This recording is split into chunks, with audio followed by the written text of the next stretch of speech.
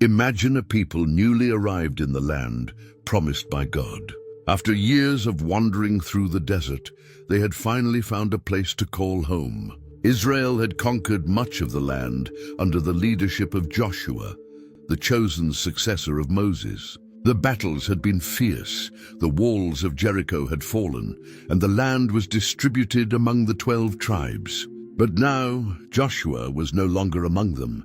The people faced a major challenge: to remain faithful to God while striving to fully possess and establish themselves in the promised land. This is where the story of the book of Judges begins, a time when God raised up leaders called judges to deliver his people whenever they turned away from him and suffered at the hands of their enemies.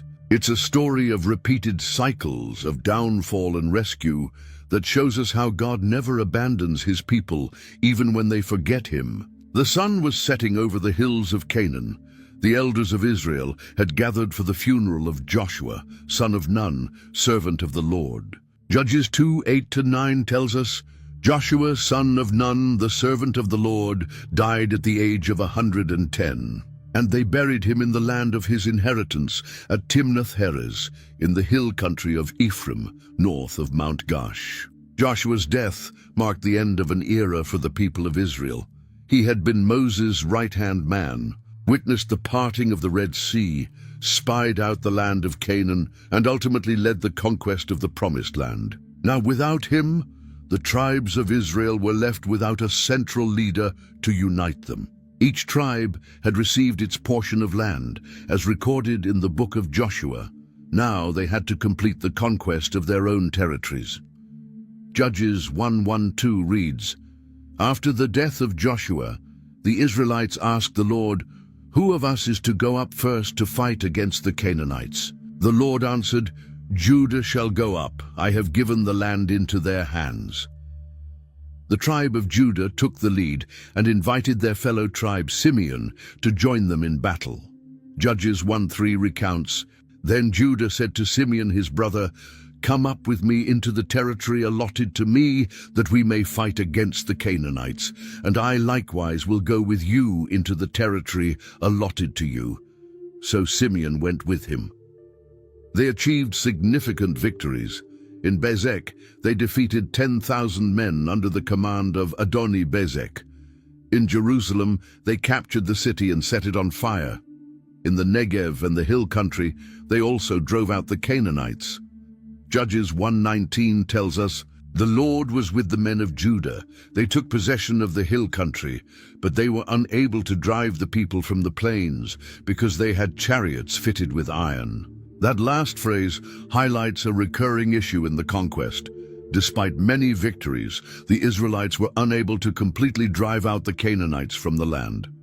Other tribes faced similar difficulties. Judges 1:21 says, The Benjamites, however, did not drive out the Jebusites who were living in Jerusalem. Judges 1:22-26 explains that the house of Joseph captured Bethel, but not fully, and the pattern continues in Judges 1:27-33. Manasseh did not drive out the people of Beth-shean. Ephraim did not drive out the Canaanites living in Gezer. Zebulun did not drive out the residents of Kitron. Asher did not drive out the inhabitants of Akko. Naphtali did not drive out the people of Beth-Shemesh. This failure to fully conquer the land had a deeper reason. God had commanded the total removal of the Canaanite peoples, not just for territorial reasons, but to protect Israel from their idolatrous influence.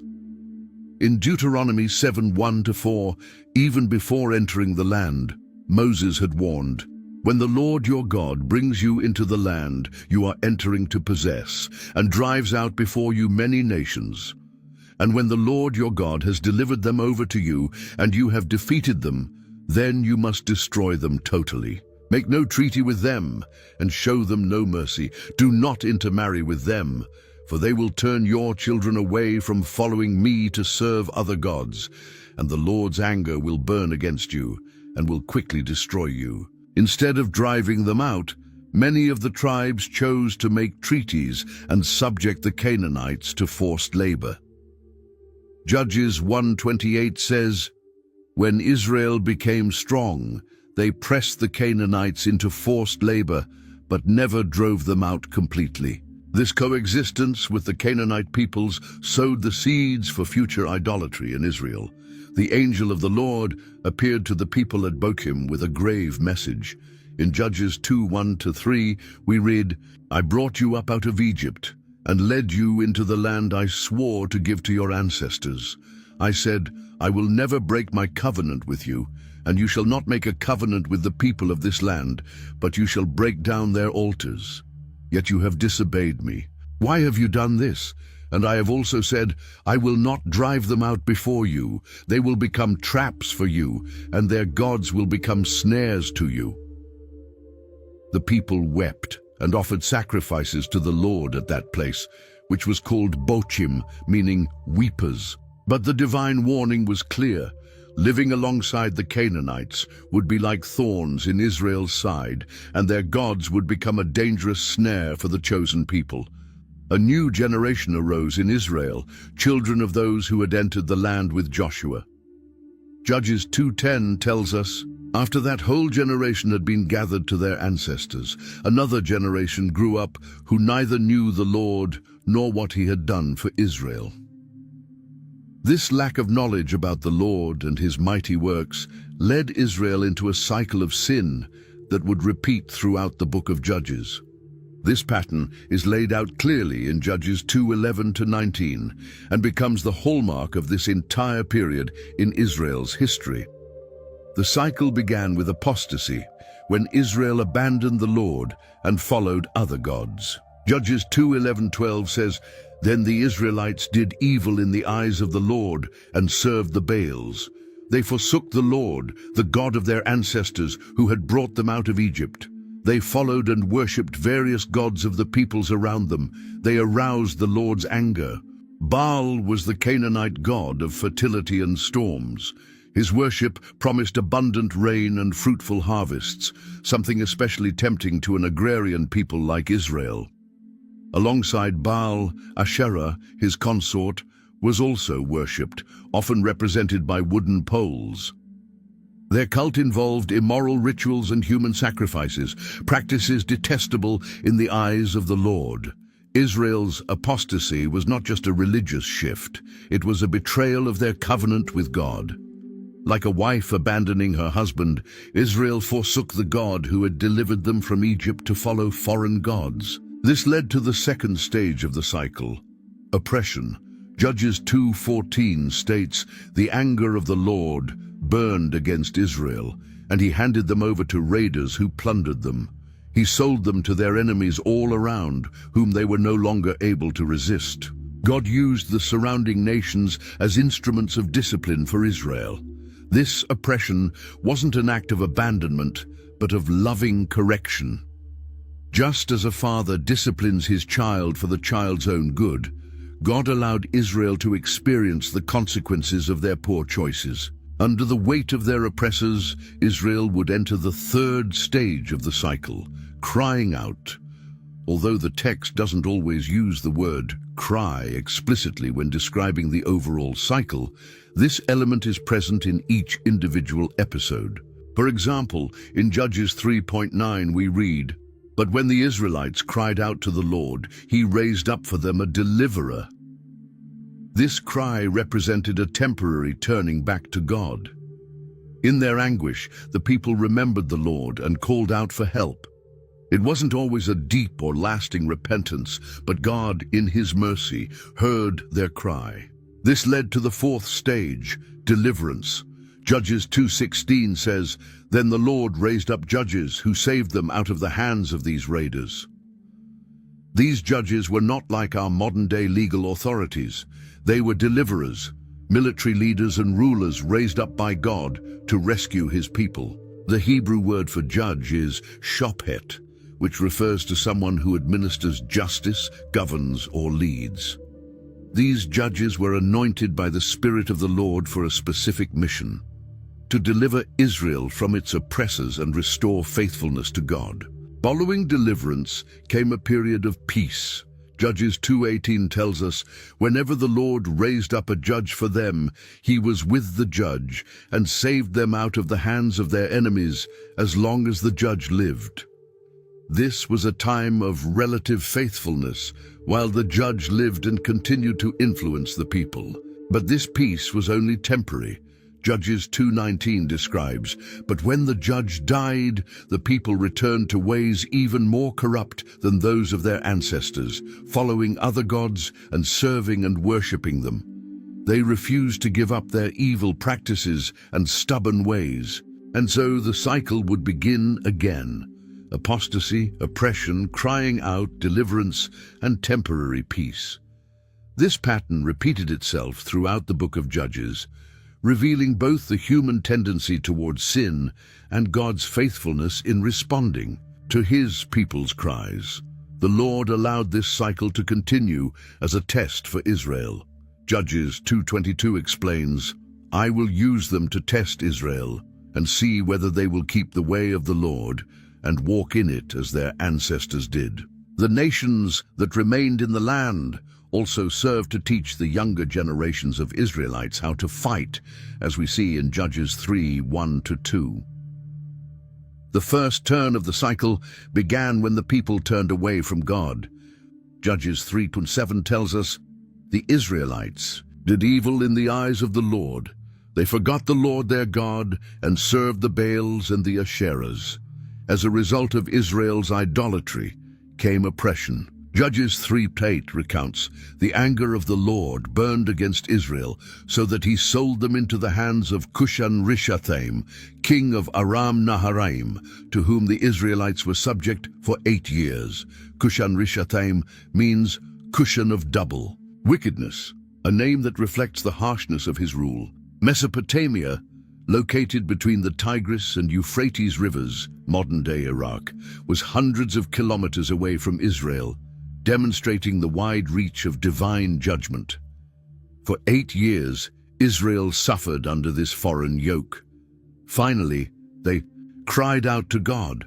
Judges 3:9 says, "But when they cried out to the Lord, he raised up for them a deliverer, Othniel son of Kenaz, Caleb's younger brother, who saved them."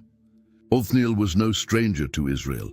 He had already proven his bravery when he captured Kiriath-Sepher, also known as Debir, and, as a reward, received Axa, Caleb's daughter, as his wife, as noted in Judges 1:12-13. Caleb, along with Joshua, had been one of the 2 faithful spies who gave a positive report of the Promised Land 40 years earlier. Othniel belonged to the tribe of Judah, the tribe chosen by God to lead the conquest after Joshua's death. As a leader, he was specially empowered. Judges 3:10 tells us, "The Spirit of the Lord came on him, so that he became Israel's judge and went to war. The Lord gave Cushan-Rishathaim, king of Aram, into the hands of Othniel, who overpowered him." This is the first mention in the book of Judges of someone being empowered by the Spirit of the Lord, a pattern that would repeat with future judges. The Spirit enabled Othniel not only to judge, administer authority, and resolve disputes, but also to lead Israel in battle against their oppressors. The Bible doesn't provide details about the battle between Othniel and Cushan-Rishathaim. We only know that he overpowered him, a phrase that suggests a decisive victory. Under Othniel's leadership, Israel was freed from the grip of Mesopotamia. The result of this deliverance was a long period of peace. Judges 3:11 states, "So the land had peace for 40 years, until Othniel son of Kenaz died." For 4 decades, while Othniel lived and judged Israel, the people remained faithful to the Lord and enjoyed peace. These 40 years of peace represent roughly 1 generation. During this time, Israel could tend their fields, raise their children, and worship the Lord without fear of foreign invasion. It was a time of prosperity and security, the fruit of faithfulness to God. But the cycle would continue. After Othniel's Death, Israel returned to its old ways. Judges 3:12 reports, "Once again the Israelites did evil in the eyes of the Lord, and because they did this evil, the Lord gave Eglon king of Moab power over Israel." Moab was a neighboring nation east of the Dead Sea. The Moabites were descendants of Moab, the son of Lot by his eldest daughter, as recorded in Genesis 19:37. Although they were distant relatives of the Israelites, there was hostility between the two nations.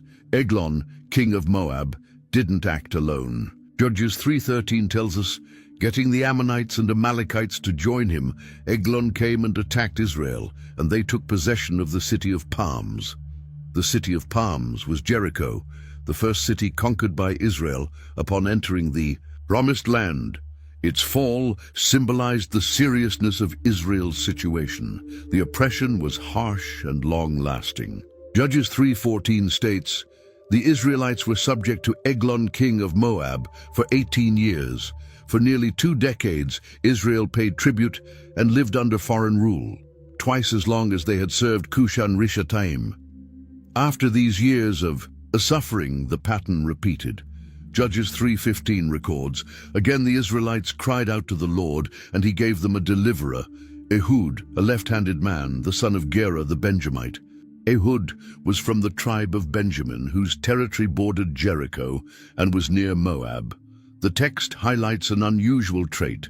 Ehud was left-handed. The Hebrew phrase literally means restricted in his right hand, which might suggest a physical disability or simply that he was naturally left-handed. This detail played a crucial role in Ehud's plan to deliver Israel. In a time when most people were right-handed, left-handed fighters had a tactical advantage, as their movements were less expected and harder to defend against. Israel sent Ehud to deliver tribute to Eglon. Judges 3:15 continues, "The Israelites sent him with tribute to Eglon, king of Moab." This diplomatic mission gave Ehud the chance to get close to the Moabite king. Before setting out, Ehud prepared a special weapon. Judges 3:16 says, "Now Ehud had made a double-edged sword about a cubit long, which he strapped to his right thigh. Under his clothing, a cubit was roughly 18 inches, about 45 cm, a short sword, easy to conceal but deadly at close range. He placed the sword on his right thigh, opposite from where weapons were typically carried. Because Ehud was left-handed, he could draw the sword quickly with his left hand, an unexpected move for any observer. After delivering the tribute, Ehud set his plan in motion.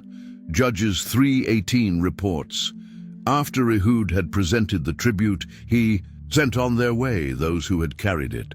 He dismissed his companions, but returned alone to the king with a pretext." Judges 3:19 continues, "But on reaching the stone images near Gilgal, he went back to Eglon and said, 'Your Majesty, I have a secret message for you.' The king said to his attendants, 'Leave us,' and they all left."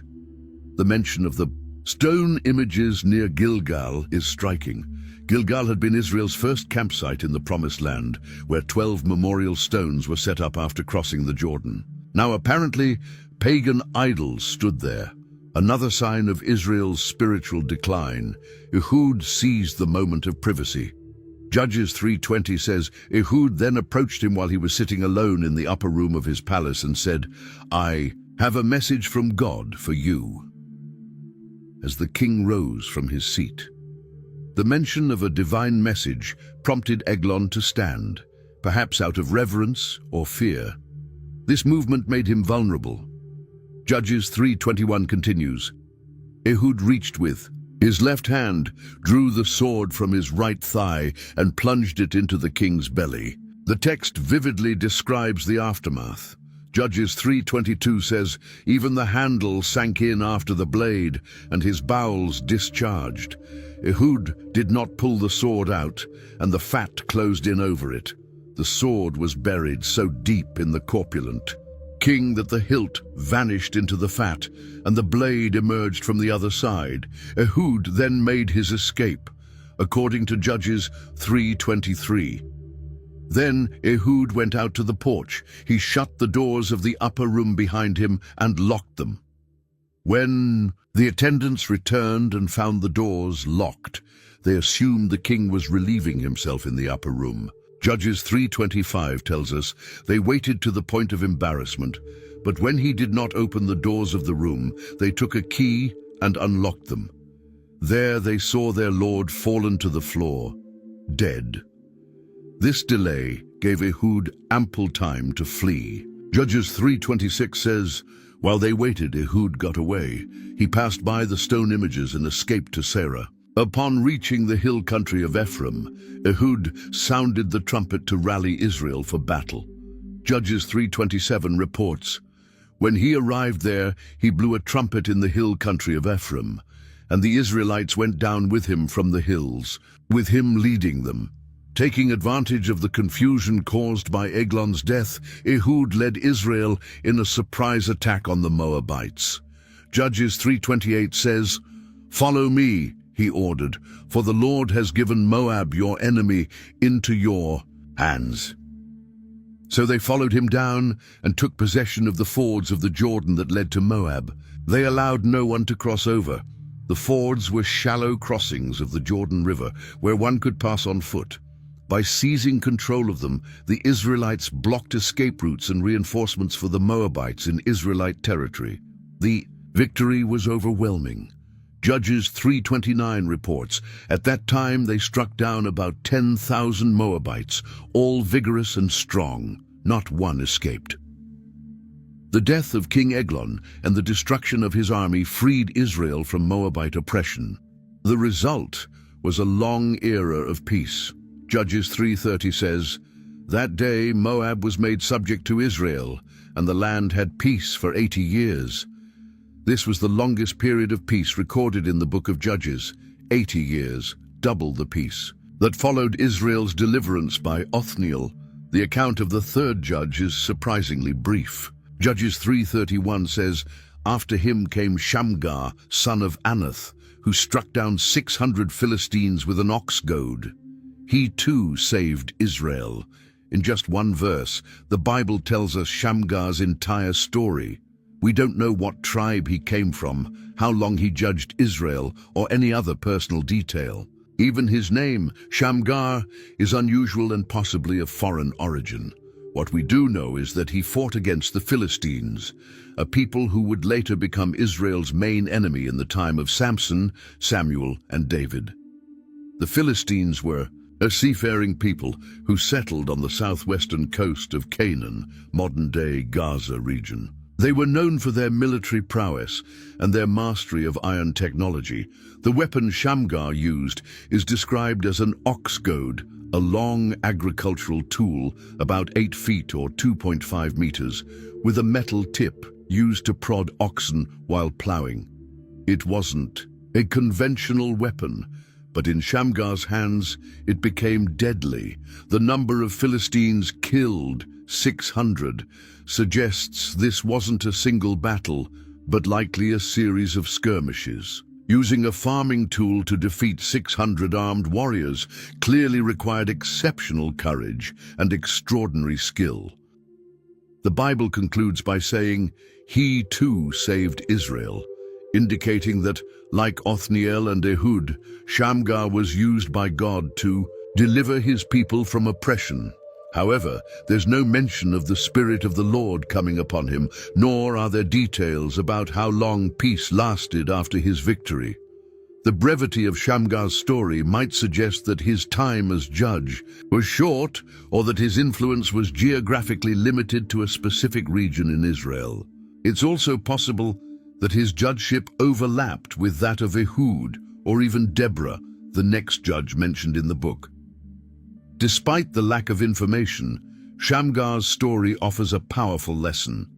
God can use unlikely tools to accomplish his purposes.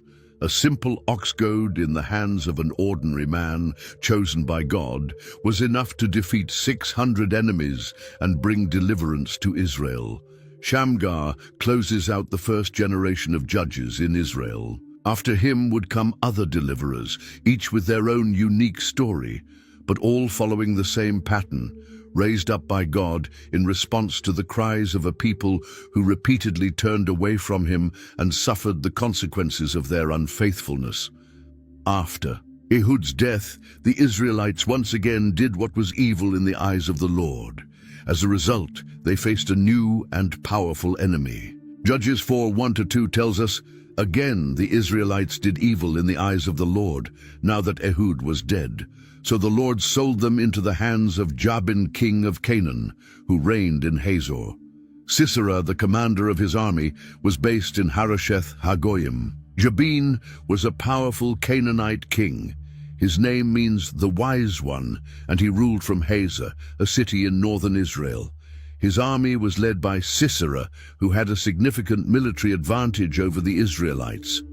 He had 900 iron chariots and had cruelly oppressed the Israelites for 20 years. As stated in Judges 4:3, these iron chariots were like the tanks of that era, powerful weapons against which the Israelites, with their simple arms, had little defense. For 20 long years, the people suffered under this oppression. In this difficult time, God raised up a very different kind of leader, a woman named Deborah. Judges 4:4-5 describes her. Now Deborah, a prophet, the wife of Lapidoth, was leading Israel at that time. She held court under the palm of Deborah between Ramah and Bethel in the hill country of Ephraim, and the Israelites went up to her to have their disputes decided.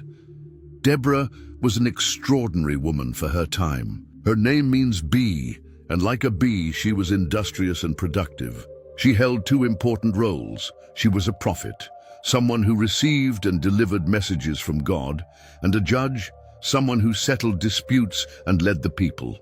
The palm tree under which she sat became known as the Palm of Deborah, a place where Israelites would come to seek her guidance and decisions. It was a sign of the deep respect she held in a male-dominated society. One day, Deborah summoned a man named Barak from the tribe of Naphtali. Judges 4:6-7 records her words. "The Lord, the God of Israel, commands you, go, take with you 10,000 men of Naphtali and Zebulun, and lead them up to Mount Tabor. I will lead Sisera, the commander of Jabin's army, with his chariots and troops to the Kishon River and give him into your hands."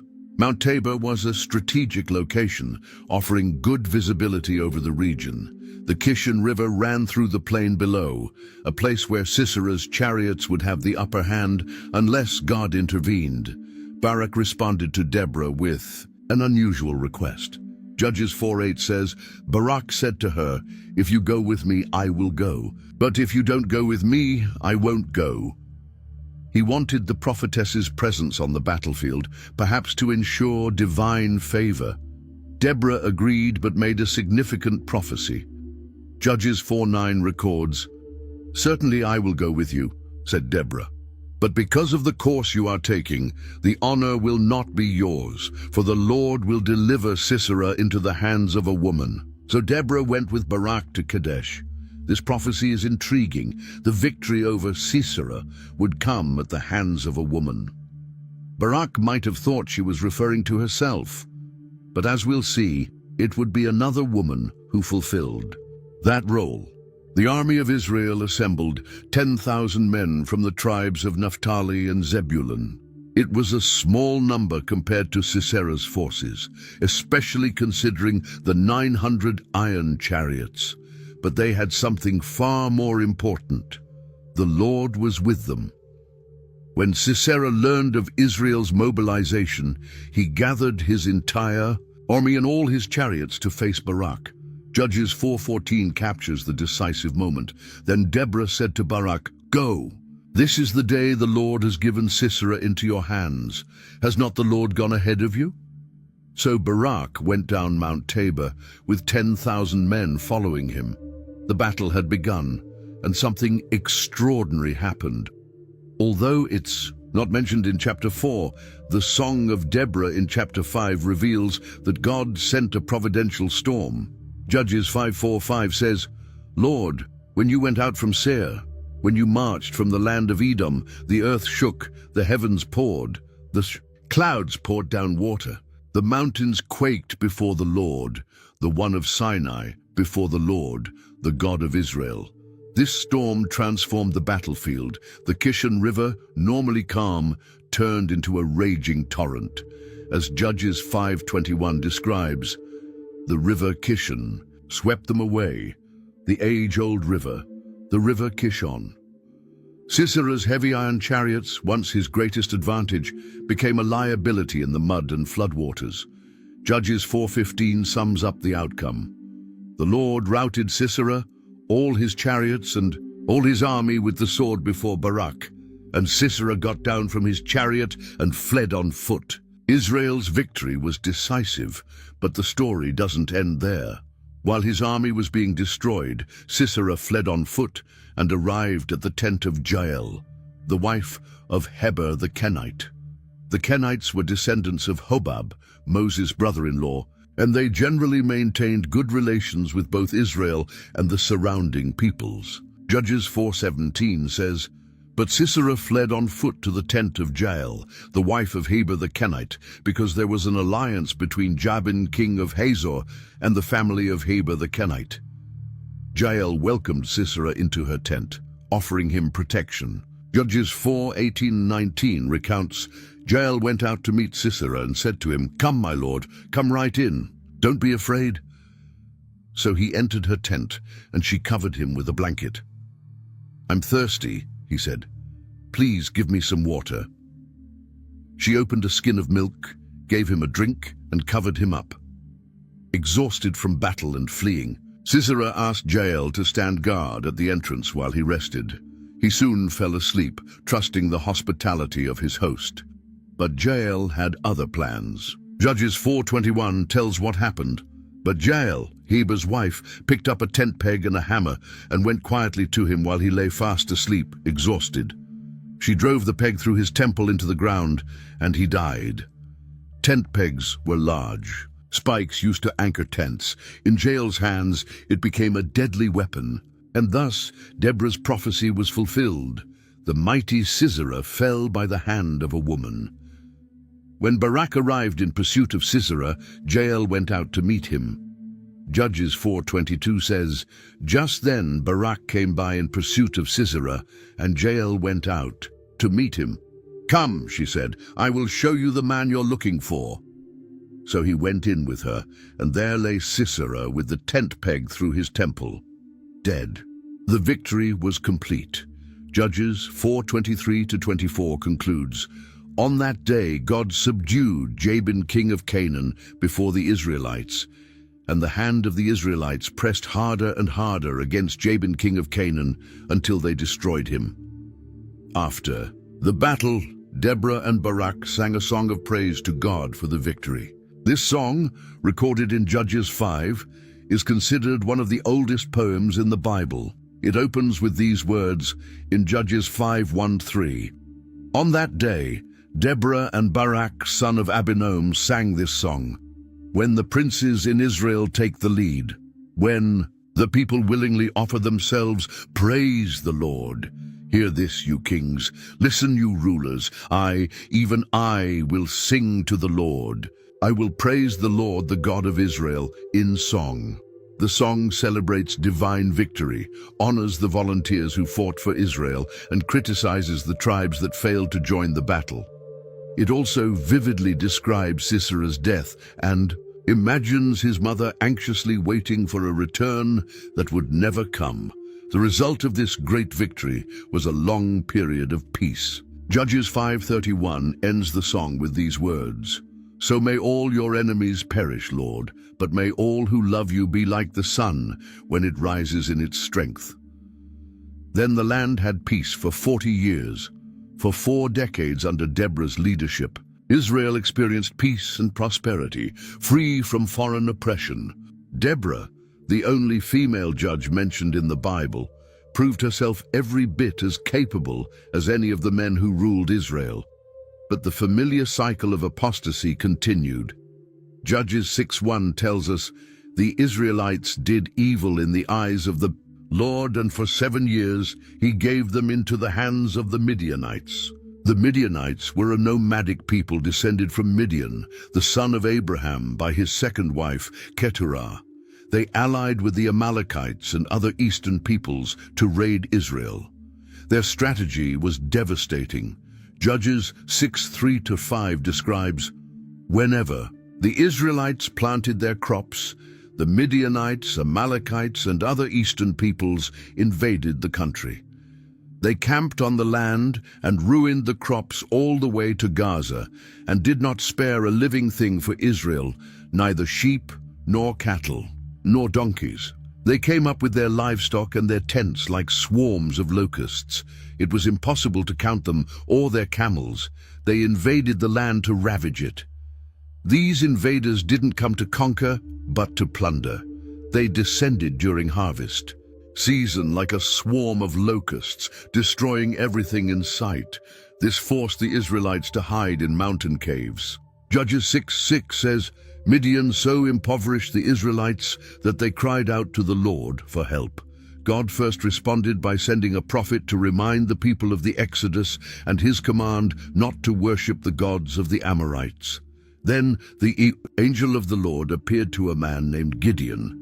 Judges 6:11-12 tells us, "The angel of the Lord came and sat down under the oak in Ophrah that belonged to Joash the Abiezrite, where his son Gideon was threshing wheat in a winepress to keep it from the Midianites. When the angel of the Lord appeared to Gideon, he said, 'The Lord is with you, mighty warrior.'" The scene is telling. Gideon was threshing wheat in a winepress, a place used for crushing grapes, not separating grain, trying to hide his work from the Midianites, showing just how deeply fear gripped the people of Israel. The angel's greeting, "Mighty man of valor," seems almost ironic given the circumstances. Gideon responds with an honest question. Judges 6:13 records, "Pardon me, my lord," Gideon replied, "but if the Lord is with us, why has all this happened to us? Where are all his wonders that our ancestors told us about when they said, 'Did not the Lord bring us up out of Egypt?' But now the Lord has abandoned us and given us into the hand of Midian." The angel doesn't answer Gideon's question directly, but instead gives him a mission. Judges 6:14 says, "The Lord turned to him and said, 'Go in the strength you have and save Israel out of Midian's hand. Am I not sending you?' Gideon protests, pointing out his inadequacy for the task. Judges 6:15 says, "Pardon me, my lord," Gideon replied, "but how can I save Israel? My clan is the weakest in Manasseh, and I am the least in my family." The Lord promises to be with him, but Gideon asks for a sign to confirm that it is truly the Lord speaking to him. He prepares an offering of a young goat and unleavened bread, which the angel consumes with fire from a rock. Judges 6:22 says, "When Gideon realized that it was the angel of the Lord, he exclaimed, 'Alas, sovereign, Lord, I have seen the angel of the Lord face to face.'" That same night, Gideon receives his first mission, to tear down his father's altar to Baal and cut down the Asherah pole beside it. Judges 6:25-26 recounts, "That same night the Lord said to him, 'Take the second bull from your father's herd, the one 7 years old. Tear down your father's altar to Baal and cut down the Asherah pole beside it. Then build a proper kind of altar to the Lord your God on the top of this height, using the wood of the Asherah pole that you cut down. Offer the second bull as a burnt offering." Gideon obeyed, but out of fear of his family and the townspeople, he did it at night. In the morning, when the townspeople discovered the destroyed altar, they wanted to kill Gideon. Judges 6:30 says, "The people of the town demanded of Joash, 'Bring out your son. He must die because he has broken down Baal's altar and cut down the Asherah pole beside it.' Joash, Gideon's father, defended him with a clever argument. Judges 6:31-32 records, "But Joash replied to the hostile crowd around him, 'Are you going to plead Baal's cause? Are you trying to save him? Whoever fights for him shall be put to death by morning. If Baal really is a god, he can defend himself when someone breaks down his altar.'" So because Gideon broke down Baal's altar, They gave him the name Jerubbaal. That day, saying, "Let Baal contend with him." Jerubbaal means "let Baal contend." This new name served as a constant challenge to the false god who couldn't defend his own altar. After this, the Midianites and their allies crossed the Jordan and camped in the valley of Jezreel. Judges 6:34-35 says, "Then the Spirit of the Lord came on Gideon, and he blew a trumpet, summoning the Abiezrites to follow him. He sent messengers throughout Manasseh, calling them to arms, and also into Asher, Zebulun, and Naphtali, so that they too went up to meet them. Even with the Spirit of the Lord upon him and an army gathering, Gideon still sought confirmation." Judges 6:36-37 records his request. Gideon said to God, "If you will save Israel by my hand, as you have promised, look, I will place a wool fleece on the threshing floor. If there is dew only on the fleece and all the ground is dry, then I will know that you will save Israel by my hand, as you said." The next morning, the fleece was soaked, while the surrounding ground was dry. But Gideon asked for yet another sign. Judges 6:39 says, "Then Gideon said to God, 'Do not be angry with me. Let me make just one more request. Allow me one more test with the fleece. This time, make the fleece dry and let the ground be covered with dew.'" God granted this request as well. Finally convinced, Gideon assembled his army at Mount Gilead near the Midianite forces. But God had a surprising plan. Judges 7:2 says, "The Lord said to Gideon, 'You have too many men. I cannot deliver Midian into their hands, or Israel would boast against me. My own strength has saved me.'" God wanted to reduce the size of Gideon's army so that the victory would clearly be seen as divine, not human. First, he told Gideon to dismiss anyone who was fearful. Judges 7:3 states, "Now announce to the army, anyone who trembles with fear may turn back and leave Mount Gilead." So 22,000 men left, while 10,000 remained. Even with this drastic reduction, God said the army was still too large. He ordered a test at the water. Judges 7:5-7 explains, "So Gideon took the men down to the water. There the Lord told him, 'Separate those who lap the water with their tongues as a dog laps from those who kneel down to drink.' 300 of them drank from cupped hands, lapping like dogs. All the rest got down on their knees to drink. The Lord said to Gideon, 'With the 300 men that lapped, I will save you and give the Midianites into your hands. Let all the others go home.' Gideon's army was reduced from 32,000 to just 300 men, less than 1% of the original force. These 300 were the most alert, drinking quickly while staying watchful. That night, God told Gideon to go down to the Midianite camp. There he overheard a man telling another about a dream. Judges 7:13-14 says, "Gideon arrived, just as a man was telling a friend his dream. 'I had a dream,' he was saying. 'A round loaf of barley bread came tumbling into the Midianite camp. It struck the tent with such force that the tent overturned and collapsed.' His friend responded, 'This can be nothing other than the sword of Gideon son of Joash, the Israelite. God has given the Midianites and the whole camp into his hands.' This dream and its interpretation gave Gideon courage. He worshipped God and returned to his camp with a plan. Judges 7:16 says, "Dividing the 300 men into 3 companies, he placed trumpets and empty jars in the hands of all of them, with torches inside. The plan was simple yet ingenious. The 300 men would surround the Midianite camp in 3 groups. Each man carried a trumpet in one hand and a clay jar with a torch inside in the other. At the appointed moment, they would all break the jars, reveal the torches, and blow the trumpets." Judges 7:19-21 describes the attack. So Gideon and the 100 men with him reached the edge of the camp at the beginning of the middle watch, just after they had changed the guard. They blew their trumpets and broke the jars that were in their hands. The 3 companies blew the trumpets and smashed the jars. grasping the torches in their left hands and holding in their right hands. The trumpets they were to blow, they shouted, "A sword for the Lord and for Gideon." While each man held his position around the camp, all the Midianites ran, crying out as they fled. The effect was devastating. In the middle of the night, surrounded by 300 blazing torches and the blaring sound of 300 trumpets, the Midianites panicked. They believed they were being attacked by a much larger army. In the confusion, they turned on each other. Judges 7:22 says, "When the 300 trumpets sounded, the Lord caused the men throughout the camp to turn on each other with their swords. The army fled to Beth Shittah towards Zerera, as far as the border of Abel Meholah near Tabath." The victory was total. The Israelites pursued the Midianites, capturing and killing their leaders, Oreb and Zeb, Zebah and Zalmunna. The deliverance was so astonishing that the people wanted to make Gideon their king. In Judges 8:22, we read, "The Israelites said to Gideon, 'Rule over us, you, your son and your grandson, because you have saved us from the hand of Midian.'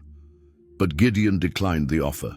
Judges 8:23 says, "But Gideon told them, 'I will not rule over you, nor will my son rule over you. The Lord will rule over you.' However, Gideon made a request that the people give him the gold earrings they had taken as spoils from the Midianites.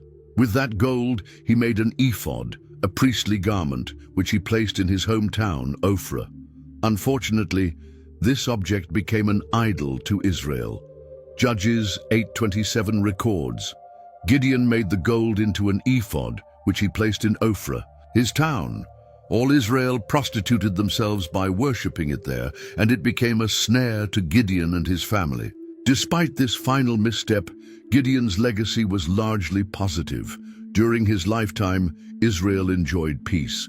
Judges 8:28 says, "Thus Midian was subdued before the Israelites and did not raise its head again. During Gideon's lifetime, the land had peace 40 years.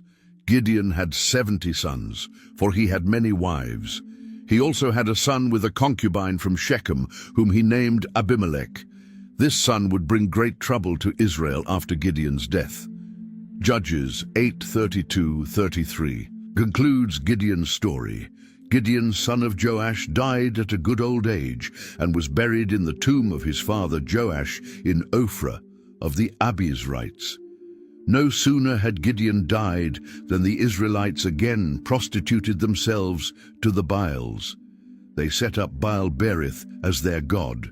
After Gideon's death, he was also called Jerubbaal, Israel returned to idolatry and forgot the Lord. But this time, the threat didn't come from outside. It came from within, in the form of Abimelech, the son of Gideon's concubine from Shechem. Judges 9:1-2 reports, "Abimelech son of Jerubbaal went to his mother's brothers in Shechem and said to them and to all his mother's clan, 'Ask all the citizens of Shechem, which is better for you, to have all 70 of Jerubbaal's sons rule over you, or just one man? Remember, I am your flesh and blood.'" Abimelech appealed to his maternal relatives in Shechem for support. He suggested it would be better to have one ruler himself than 70 of his half-brothers. The men of Shechem sided with Abimelech because they said, "He is our brother." They gave him 70 silver shekels from the temple of Baal-berith, which Abimelech used to hire reckless scoundrels to follow him. What followed was a defining act of brutality. Judges 9:5 says, "He went to his father's home in Ophrah, and on one stone murdered his 70 brothers, the sons of Jerubbaal. But Jotham, the youngest son of Jerubbaal, escaped by hiding. In one bloody day, Abimelech murdered all his half-brothers, except Jotham, the youngest, who managed to hide. This massacre eliminated any rivals to his rule." Judges 9:6 continues, "Then all the citizens of Shechem and Beth Millo gathered beside the great tree at the pillar in Shechem to crown Abimelech king. When Jotham heard about this, he climbed Mount Gerizim and shouted a parable to the people." Judges 9:7 says, When Jotham was told about this, he climbed up on the top of Mount Gerizim and shouted to them, "Listen to me, citizens of Shechem, so that God may listen to you." In Jotham's parable, the trees want to appoint a king. They first approach the olive tree, the fig tree, and the vine, all of which decline, preferring to continue producing their valuable fruit. At last, they turn to the thorn bush, which accepts, but with a warning. "If you really want to anoint me king over you, come and take refuge in my shade. But if not, then let fire come out of the thorn bush and consume the cedars of Lebanon." The message was unmistakable. Gideon, represented by the fruitful trees, had refused kingship, choosing instead to serve God in his assigned role. Abimelech, the thorn bush, had nothing good to offer, only the threat of destruction. Jotham ended his speech by questioning Shechem's loyalty to Gideon's house, which had fought for them. Judges 9:16-20 says, "Now if you have acted honorably and in good faith when you made Abimelech king, and if you have been fair to Jerubbaal and his family, but if you have not, let fire come out from Abimelech and consume you, the citizens of Shechem and Beth Millo, and let fire come out from you, the citizens of Shechem and Beth Millo, and consume Abimelech." After proclaiming this prophetic curse, Jotham fled. Judges 9:21 says, "Then Jotham ran away, escaping to Beer, and he lived there because he was afraid of his brother Abimelech." Abimelech ruled over Israel for 3 years. But, as Jotham had foretold, his story would not end well. God himself intervened, as we read in Judges 9:23-24. God stirred up animosity between Abimelech and the citizens of Shechem, so they acted treacherously against Abimelech. This happened to avenge the crime against the 70 sons of Jerubbaal, the shedding of their blood brought on by their brother Abimelech, who had murdered them, and on the citizens of Shechem, who had helped him kill his brothers. The alliance between Abimelech and Shechem began to fall apart. The men of Shechem set ambushes in the hills to rob travelers, and word of it reached Abimelech. Then a new leader emerged in Shechem. As Judges 9:26 says, "Now Gaal, son of Ebed, moved with his brothers into Shechem, and its citizens put their confidence in him." During a harvest festival held in the temple of their god, the men of Shechem, drunk with wine, cursed Abimelech. Gaal openly challenged his rule. Judges 9:28-29 records, "Then Gaal, son of Ebed, said, 'Who is Abimelech, and why should we Shechemites be subject to him? Isn't he Jerubbaal's son? And isn't Zebul his deputy? Serve the people of Hamor, Shechem's father. Why should we serve Abimelech? If only these people were under my command, I would get rid of him. I would say to Abimelech, call out your whole army.'" Zebul, the governor of the city and loyal to Abimelech, heard Gaal's words and sent messengers to warn Abimelech of the rebellion. That night, Abimelech marched with his army and set up an ambush against the city.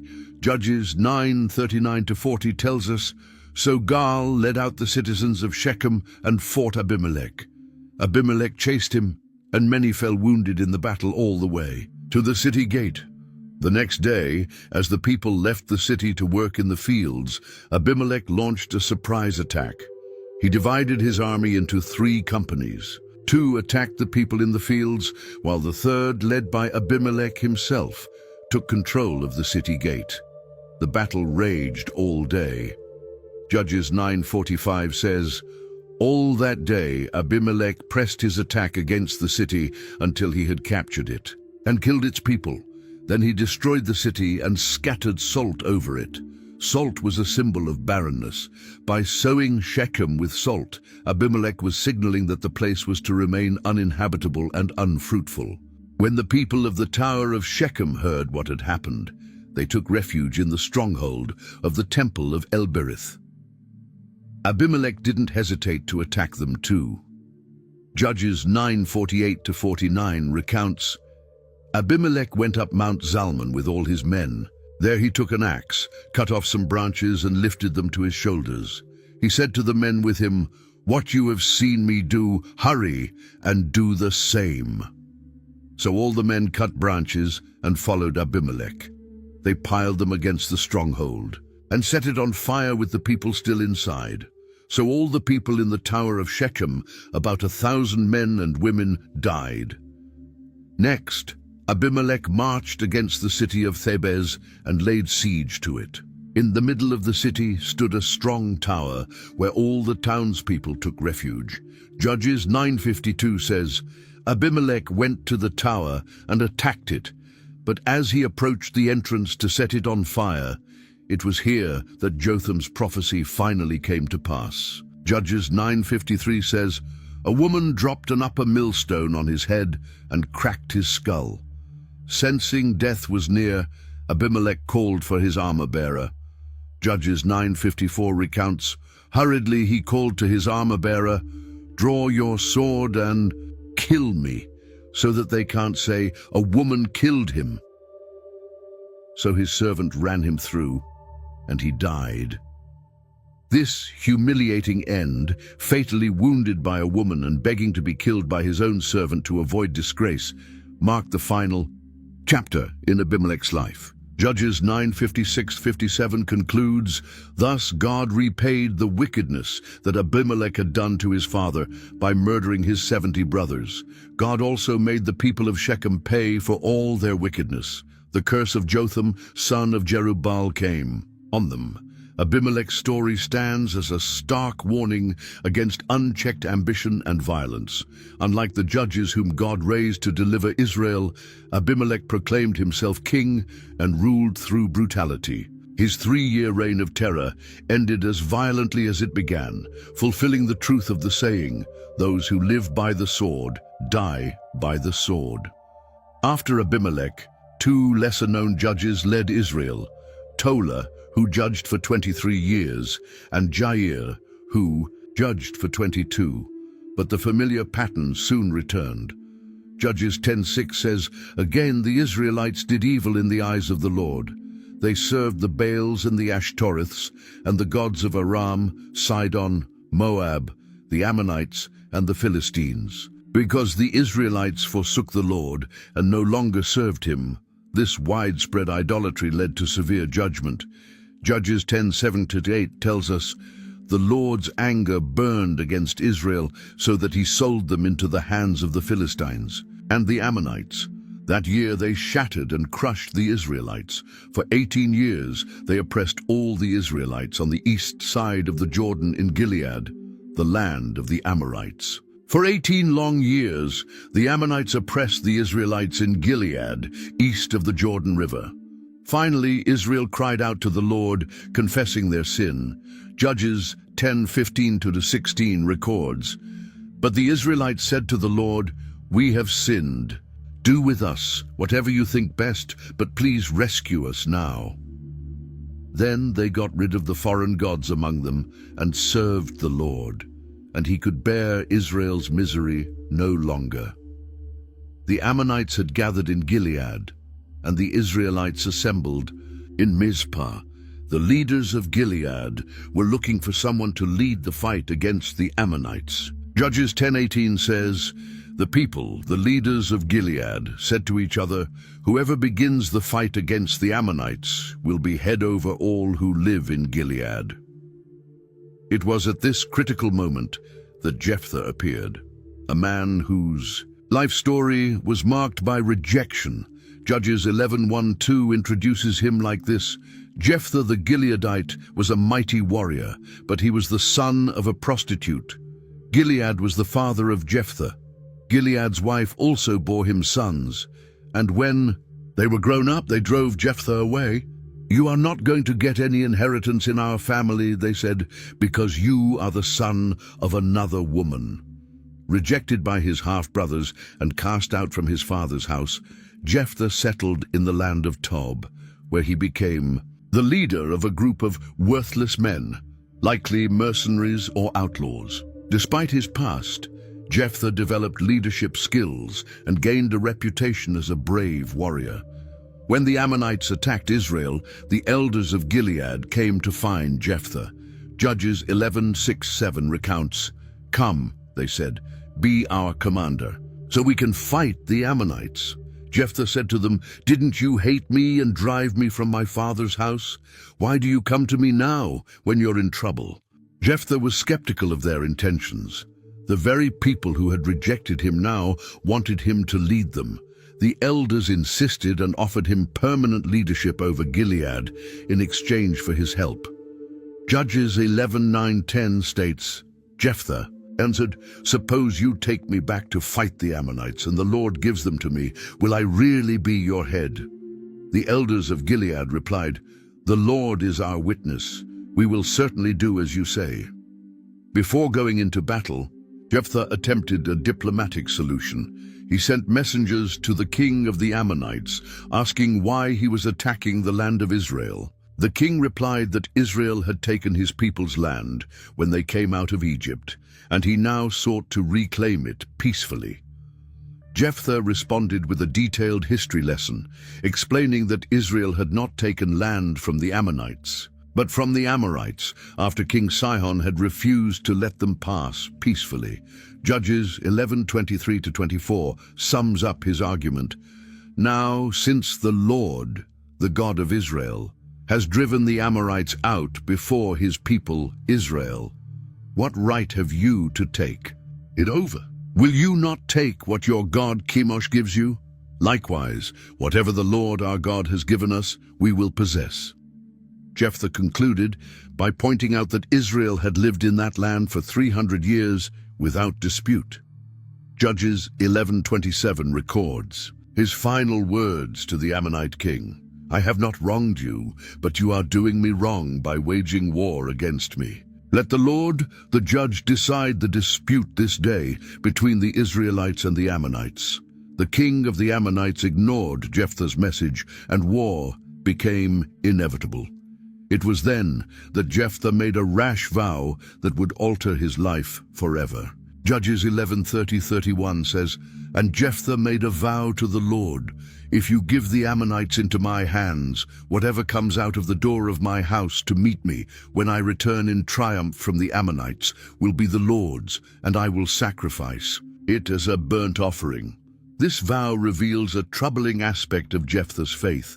He seemed to believe he could bargain with God or secure victory through a promise. It also shows a flawed understanding of God's law, which explicitly forbade human sacrifice. With the Spirit of the Lord upon him, Jephthah defeated the Ammonites completely.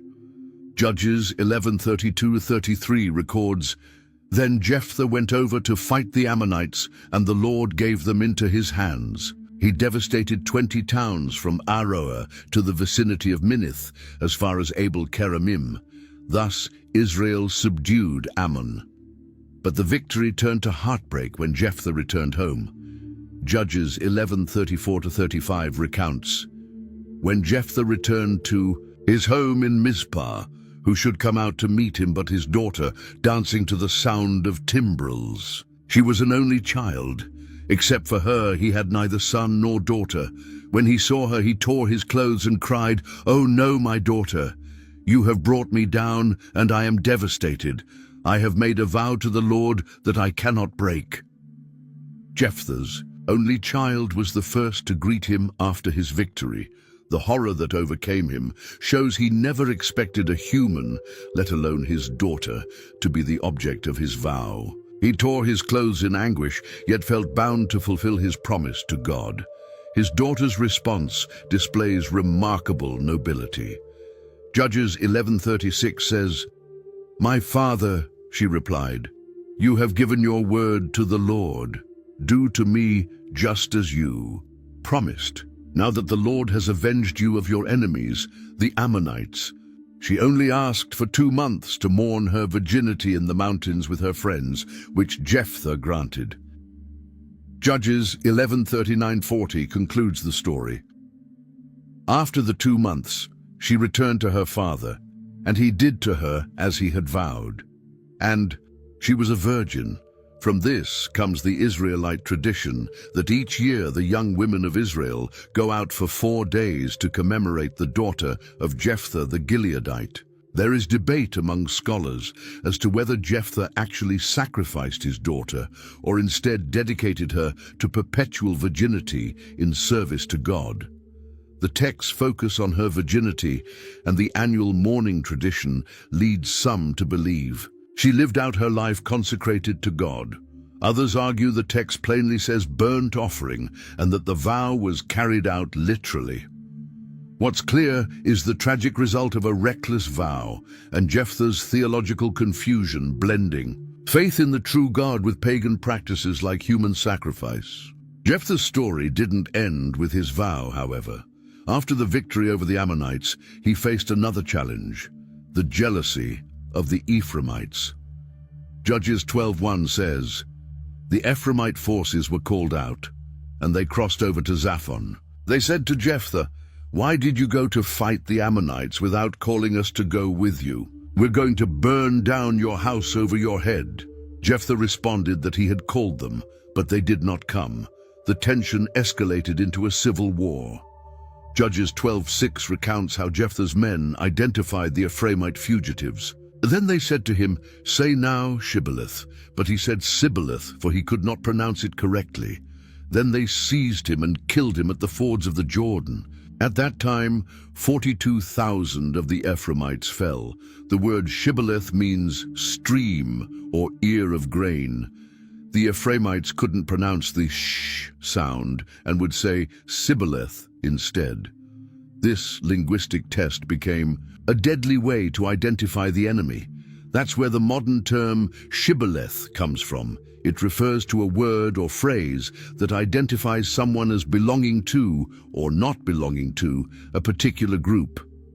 Jephthah judged Israel for 6 years. Before his death, Judges 12:7 records, Jephthah judged Israel 6 years. Then Jephthah the Gileadite died and was buried in one of the towns of Gilead.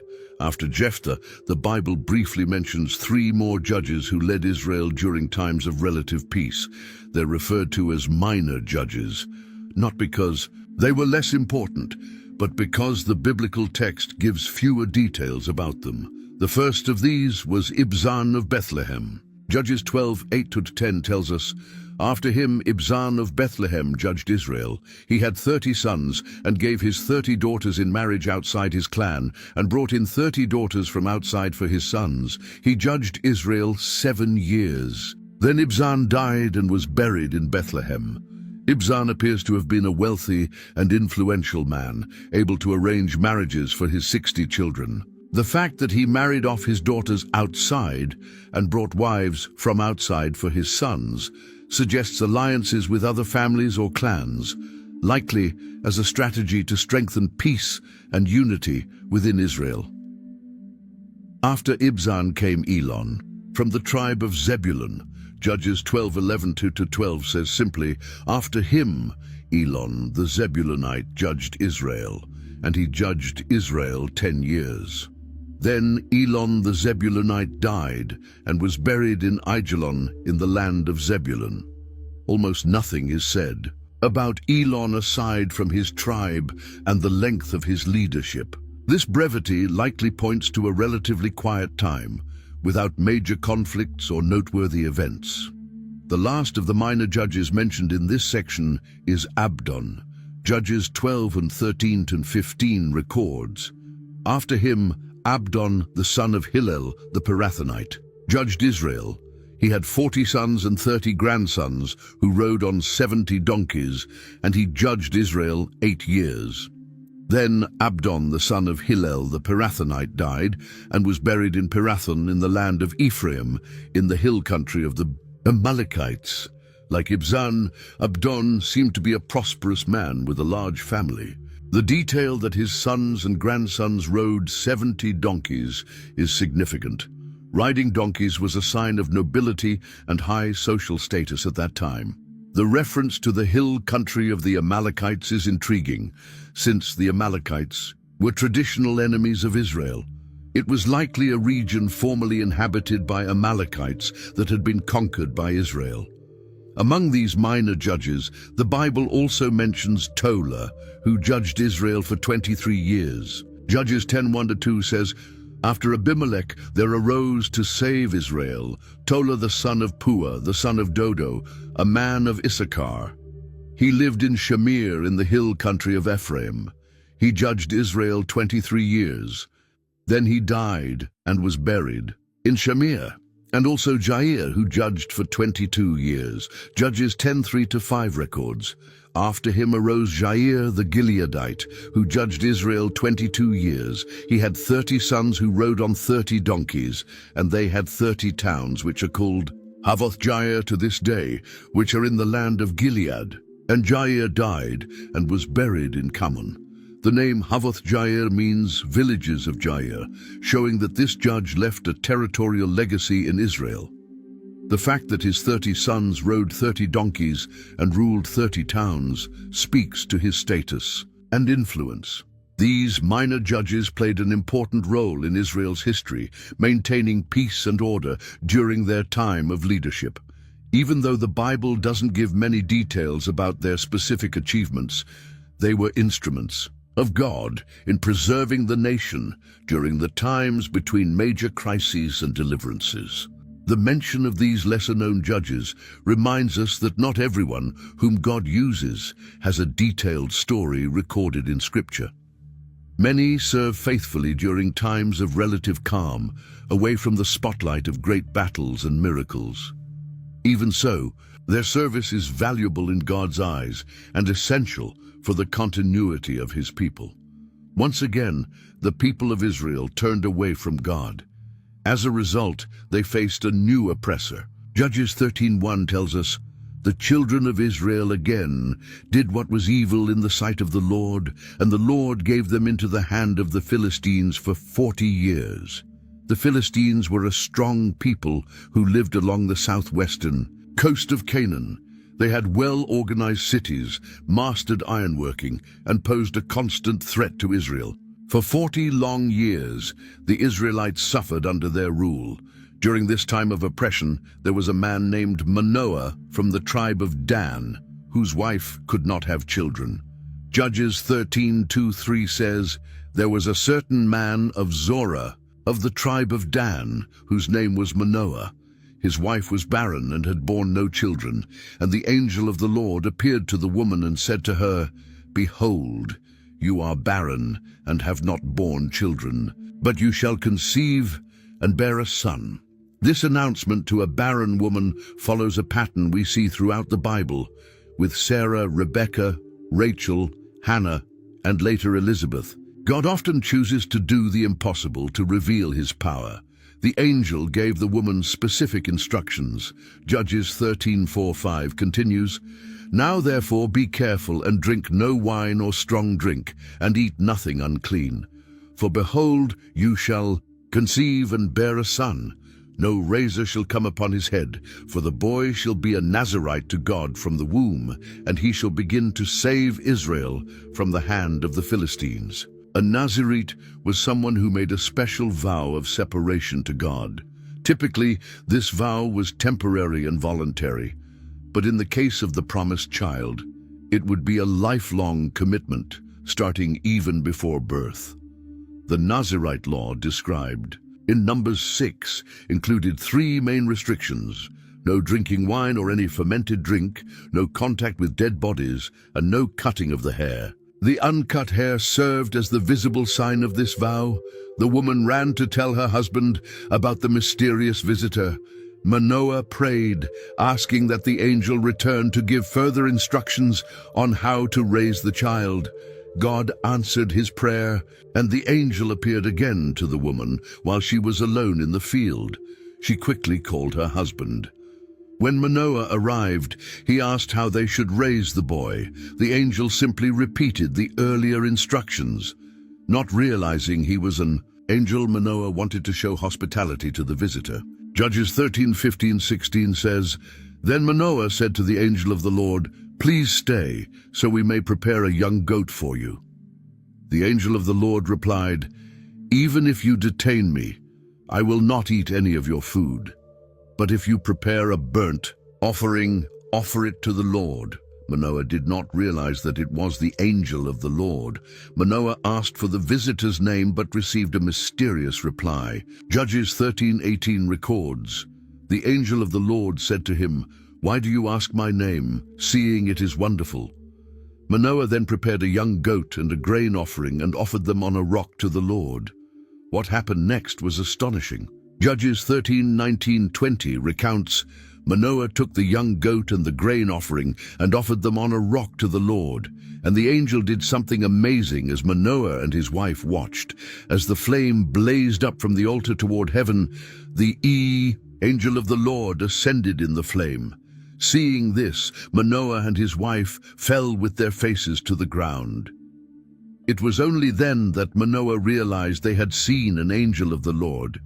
He feared for their lives, as there was a belief that seeing God face to face could be fatal. But his wife reassured him, saying that if God intended to kill them, he wouldn't have accepted their offering or revealed such things to them. The angel's promise was fulfilled. Judges 13:24-25 says, "The woman gave birth to a son and named him Samson. He grew, and the Lord blessed him, and the Spirit of the Lord began to stir him while he was in Mahane-Dan, between Zorah and Eshtaol. Samson grew up with the Spirit of the Lord upon him, but soon revealed a conflicting side to his character." Judges 14:1-3 recounts, "Samson went down to Timnah and saw there a young Philistine woman. When he returned, he said to his father and mother, 'I have seen a Philistine woman in Timnah. Now get her for me as my wife.' His father and mother replied, 'Isn't there an acceptable woman among your relatives or among all our people? Must you go to the uncircumcised Philistines to get a wife?' But Samson said to his father, 'Get her for me. She's the one I want.' This request was problematic for several reasons. First, God had forbidden marriages with the pagan peoples of Canaan, Deuteronomy 7:3.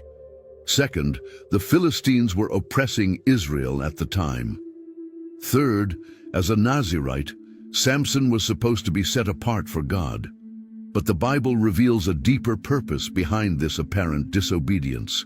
Judges 14:4 explains, "His parents did not know that this was from the Lord, who was seeking an occasion to confront the Philistines, for at that time they were ruling over Israel." On the way to Timnah to meet the woman, Samson had a startling encounter. Judges 14:5-6 tells us, "Samson went down to Timnah with his father and mother. As they approached the vineyards of Timnah, suddenly a young lion came roaring toward him. The Spirit of the Lord came powerfully upon him, so that he tore the lion apart with his bare hands, as easily as one might tear a young goat. But he told neither his father nor his mother what he had done." This was the first sign of Samson's supernatural strength, a gift from God to fulfill his purpose of delivering Israel. Interestingly, Samson told no one about this feat, not even his parents. Sometime later, when he returned to marry the Philistine woman, Samson had another surprise. Judges 14:8-9 says, "Sometime later, when he went back to marry her, he turned aside to look at the lion's carcass, and in it he saw a swarm of bees and some honey. He scooped out the honey with his hands and ate it as he went along. When he rejoined his parents, he gave them some and they too ate it. But he did not tell them that he had taken the honey from the lion's carcass. As a Nazirite, Samson was not supposed to touch dead bodies. Yet here he not only touched the carcass of the lion, but also ate honey from within it. This marked a pattern of disregarding the rules of his vow, even as God continued to use him. During the wedding feast, Samson posed a riddle to his Philistine companions. Judges 14:12-14 records, "Let me tell you a riddle," Samson said to them.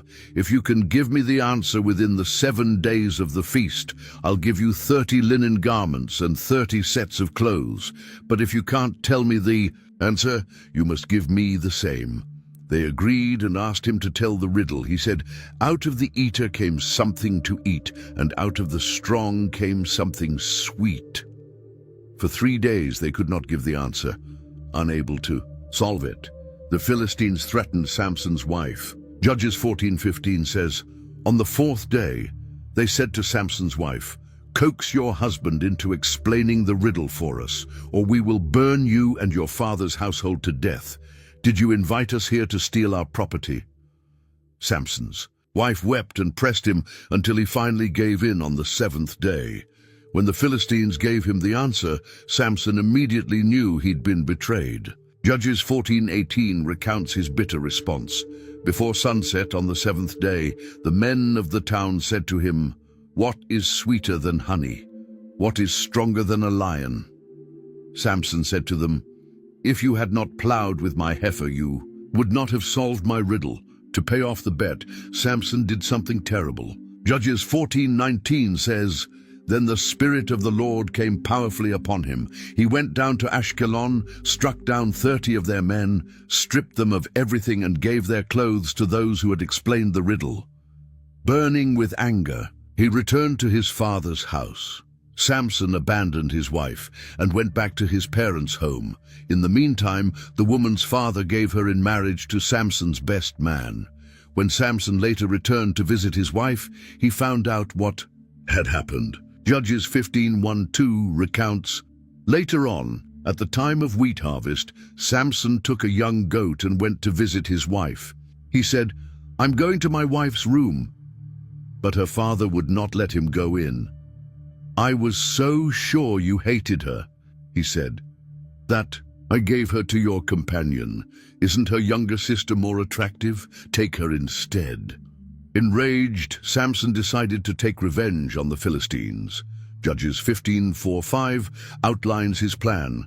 So he went out and caught 300 foxes and tied them tail to tail in pairs. He then fastened a torch to every pair of tails, lit the torches, and let the foxes loose in the standing grain of the Philistines. He burned up the shocks and standing grain, together with the vineyards and olive groves. When the Philistines found out Samson had done this because his father-in-law had given his wife to someone else, they responded with brutal revenge. Judges 15:6 says, "When the Philistines asked, 'Who did this?' they were told, 'Samson, the son-in-law of the Timnite, because his wife was given to his companion.' So the Philistines went up and burned her and her father to death." The cycle of violence escalated. Samson vowed to get revenge for his wife's death. Judges 15:7-8 reports, "Samson said to them, 'Since you've acted like this, I swear that I won't stop until I get my revenge on you.' He attacked them viciously and slaughtered many of them. Then he went down and stayed in a cave in the rock of Etam. The Philistines gathered an army and set up camp in Judah, looking for Samson. Fearing for their safety, the men of Judah decided to hand Samson over. Judges 15:11-13 tells us, "Then 3,000 men from Judah went down to the cave in the rock of Etam and said to Samson, 'Don't you realize that the Philistines are rulers over us? What have you done to us?' He answered, 'I merely did to them what they did to me.' They said to him, 'We've come to tie you up and hand you over to the Philistines.' Samson said, 'Swear to me that you won't kill me yourselves.' 'Agreed,' they answered. 'We will. Only tie you up and hand you over to them. We will not kill you.' So they bound him with 2 new ropes and led him up from the rock. When the Philistines saw Samson tied up, they rushed toward him shouting with joy. But the Spirit of the Lord came upon Samson once again. Judges 15:14-16 describes what happened next. As he approached Lehi, the Philistines came toward him, shouting. The Spirit of the Lord came powerfully upon him. The ropes on his arms became like charred flax, and the bindings dropped from his hands. Finding a fresh jawbone of a donkey, he grabbed it and struck down 1,000 men. Then Samson said, "With a donkey's jawbone I have made donkeys of them. With a donkey's jawbone I have killed 1,000 men." The victory left him completely exhausted, and he cried out to God. Judges 15:18-19 says, "Because he was very thirsty, he cried out to the Lord, 'You have given your servant this great victory. Must I now die of thirst and fall into the hands of the uncircumcised?' Aye, Then God opened up a hollow place in Lehi, and water came out of it. When Samson drank, his strength returned and he revived. So the spring was called En-Hakkore, and it is still there in Lehi. Samson led Israel for 20 years during the time of Philistine rule, but his story didn't end there. Even as a judge of Israel, Samson continued his pattern of involvement with Philistine women. Judges 16:1 says, "One day Samson went to Gaza where he saw a prostitute. He went in to spend the night with her. When the people of Gaza learned that Samson was there, they surrounded the city and waited at the gate all night, planning to kill him at dawn. But Samson got up at midnight, tore the city gates loose, posts and all, lifted them on his shoulders, and carried them to the top of the hill that faces Hebron, once again showing his extraordinary strength. After that, Samson fell in love with another Philistine woman. Judges 16:4 says, "Sometime later he fell in love with a woman in the valley of Sorek, whose name was Delilah." The Philistine leaders saw this new relationship as a golden opportunity to capture their enemy. Judges 16:5 tells us, "The rulers of the Philistines went to her and said, 'See if you can lure him into showing you the secret of his great strength and how we can overpower him so we may tie him up and subdue him. Each one of us will give you 1,100 shekels of silver.' It was a tempting offer, 5,500 silver coins in total, a fortune at the time. Delilah agreed and began working to uncover the secret of Samson's strength. Judges 16:6 says, "So Delilah said to Samson, 'Tell me the secret of your great strength and how you can be tied up and subdued.' Samson lied, saying that if he were tied with 7 fresh bowstrings, animal tendons, he would become as weak as any other man. She tied him up while he slept and shouted, 'The Philistines are upon you, Samson!' But he snapped the cords easily. Realizing she had been tricked, Delilah tried again. Judges 16:10-12 says, "Then Delilah said to Samson, 'You have made a fool of me. You lied to me. Come now, tell me how you can be tied.' He said, 'If anyone ties me securely with new ropes that have never been used, I'll become as weak as any other man.' So Delilah took new ropes and tied him with them. Then she called, 'Samson, the Philistines are upon you.' But he snapped the ropes off his arms as if they were threads. She tried a third time. Samson told yet another lie, that if the 7 braids of his hair were woven into a loom, he'd lose his strength. Once again, when she tested it, he broke free easily. Finally, Delilah used all her powers of persuasion. Judges 16:15-16 says, "Then she said to him, 'How can you say, "I love you," when your heart is not with me? This is the 3rd time you have made a fool of me and have not told me the secret of your great strength.' With such nagging, she prodded him day after day until he was sick to death of it. Pressed beyond endurance, Samson finally revealed his secret. Judges 16-17 records. So he told her everything. 'No razor has ever been used on my head,' he said, 'because I have been a Nazirite dedicated to God from my mother's womb. If my head were shaved, my strength would leave me, and I would become as weak as any other man.' Delilah realized this time he had told her the truth and sent for the Philistine rulers. Judges 16:19 describes the moment of betrayal. After putting him to sleep on her lap, she called for someone to shave off the 7 braids of his hair, and so began to subdue him, and his strength left him. When Delilah shouted that the Philistines were coming, Samson woke up confident, just as before, but something had changed. Judges 16:20 says, "Then she called, 'Samson, the Philistines are upon you.' He awoke from his sleep and thought, 'I'll go out as before and shake myself free.' But he did not know that the Lord had left him.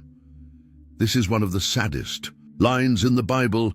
He did not know that the Lord had left him. Samson had repeatedly broken his Nazirite vow and had now allowed his hair, the outward sign of his consecration, to be cut. Samson's strength was never in his hair, but in the presence of the Spirit of God that empowered him to fulfill his calling. The hair was only the visible symbol of his commitment to God. The Philistines captured him, gouged out his eyes, and took him to Gaza. Judges 16:21 reports, "Then the Philistines seized him, gouged out his eyes, and took him down to Gaza. Binding him with bronze shackles, they set him to grinding grain in the prison." The mighty hero of Israel, once so powerful, was now blind, shackled, and reduced to doing the work of a beast, grinding grain in prison. It was a terrible fall for someone who had been set apart for God since before birth. But Samson's story wasn't over yet. Judges 16:22 adds a small but deeply meaningful detail, but the hair on his head began to grow again after it had been shaved. The regrowth of his hair symbolized a possible renewal of Samson's commitment to God.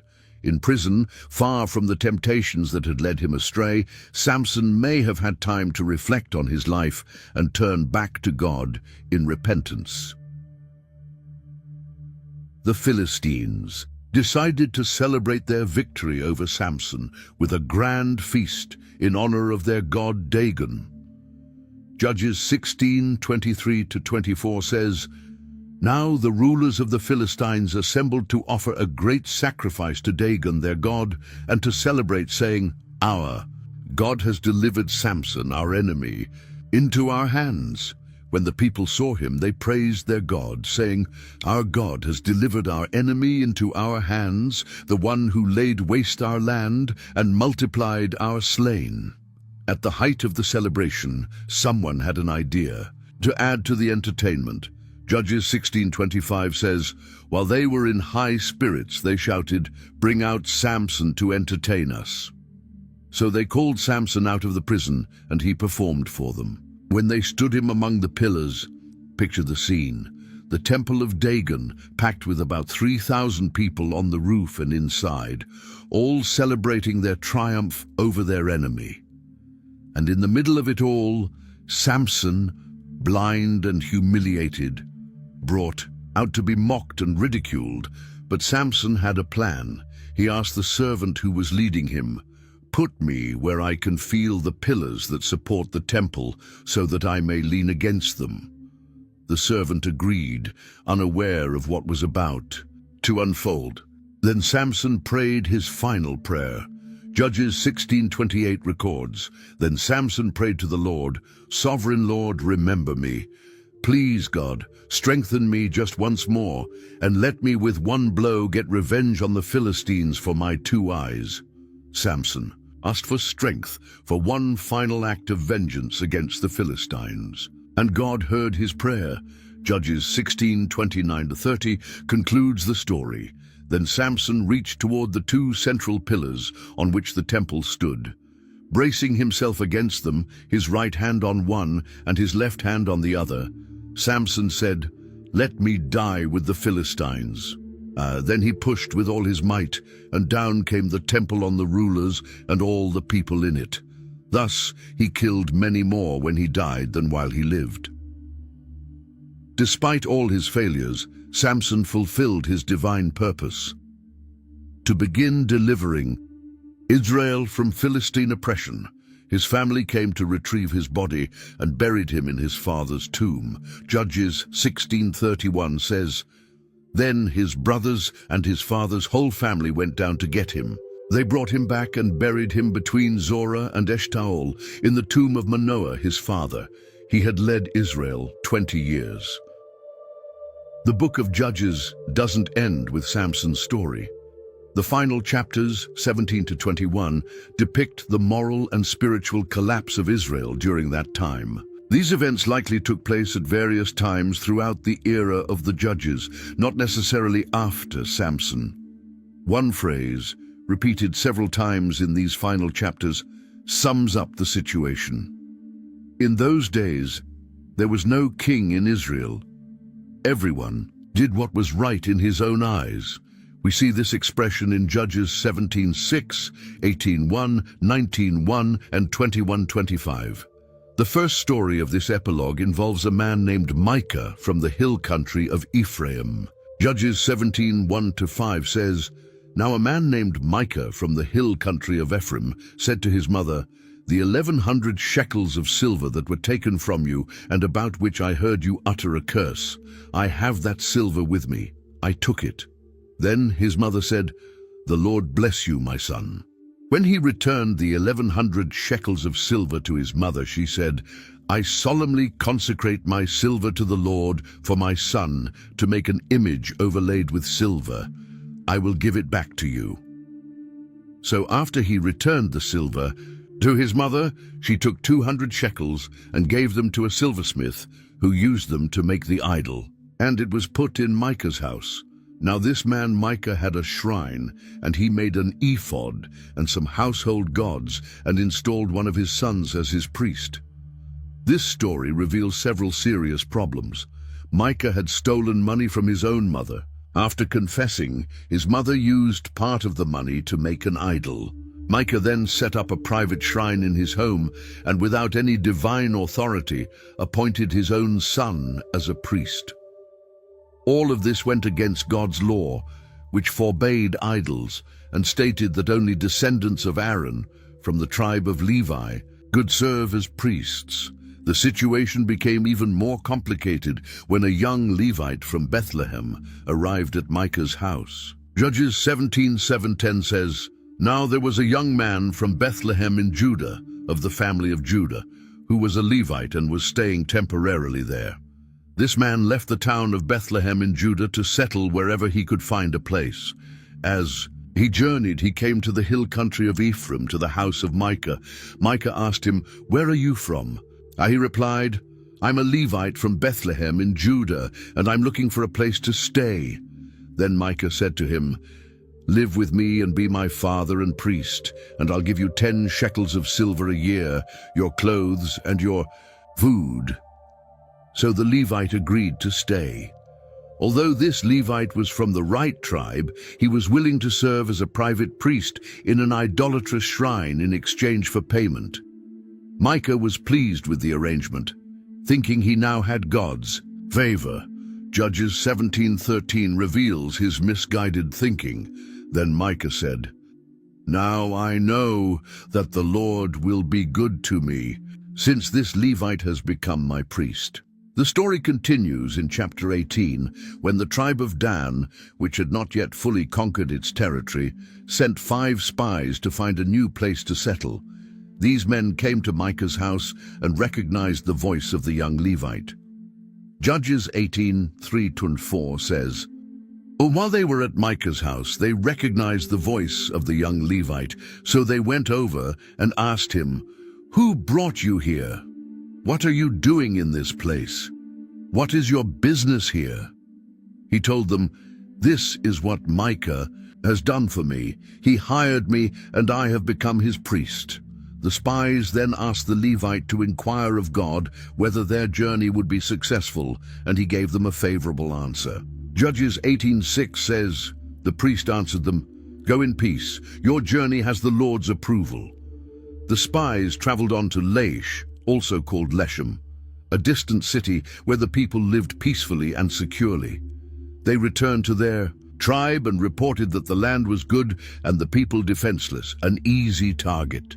Judges 18:9-10 records their words, "Get up, let's attack them. We've seen the land and it is very good. Why wait? Don't hesitate to go and take possession of it. When you arrive, you'll find a peaceful people and a spacious land. God has given it into your hands, a place lacking nothing on earth."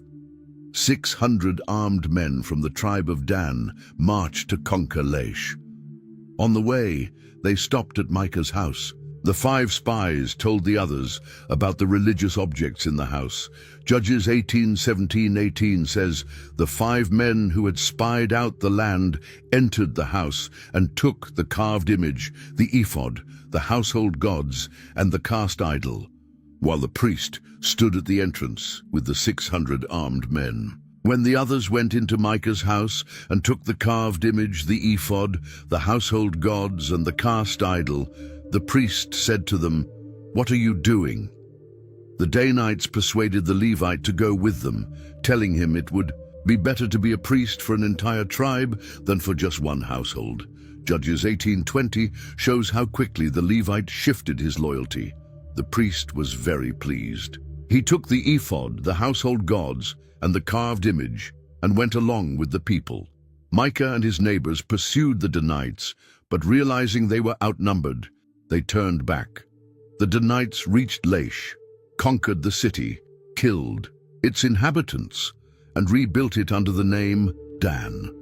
Judges 18:30-31 concludes the story. The Danites set up for themselves the carved image, and Jonathan, son of Gershom, the son of Moses, and his sons were priests for the tribe of Dan until the time of the captivity of the land. They continued to use the idol Micah had made, all the time the house of God was in Shiloh. This story shows how idolatry spread throughout Israel. A private idolatrous shrine became the center of worship for an entire tribe, founded with stolen objects and led by a Levite who had abandoned his true calling.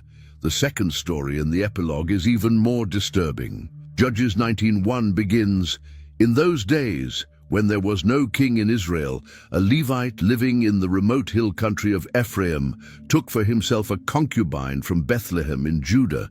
This unnamed Levite had a concubine who was unfaithful to him and returned to her father's house in Bethlehem.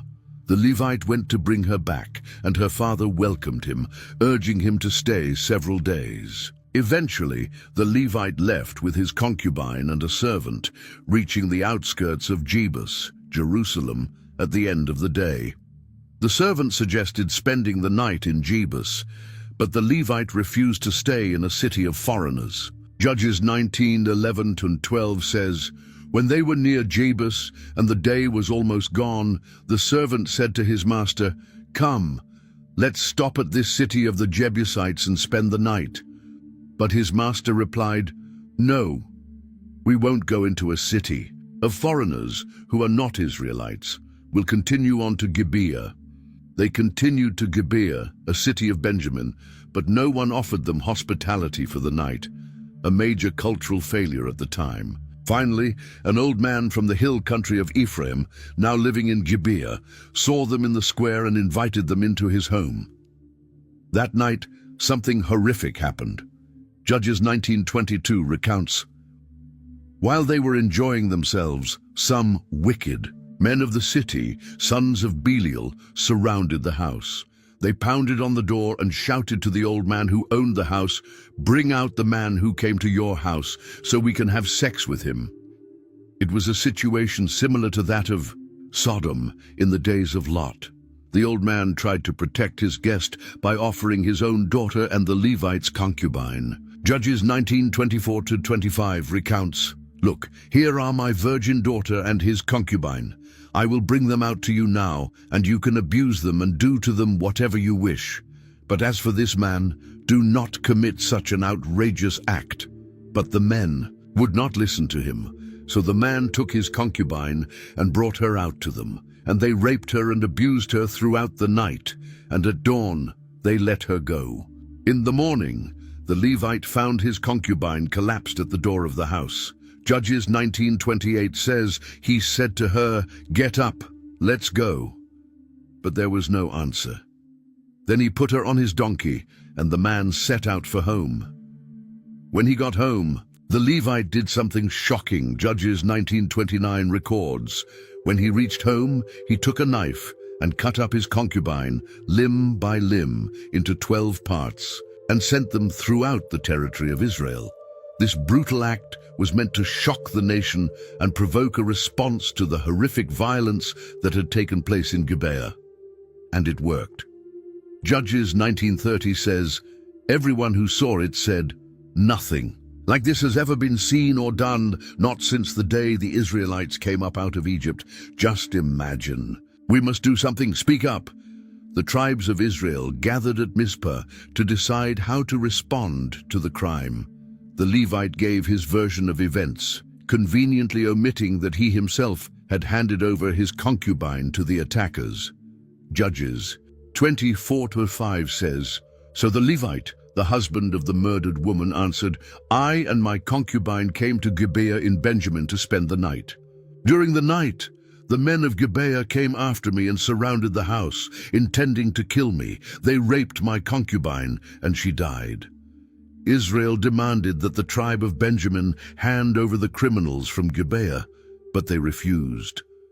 Judges 20:13-14 says, "Now then turn those wicked men of Gibeah over to us so that we may put them to death and purge the evil from Israel." But the Benjamites would not listen to their fellow Israelites.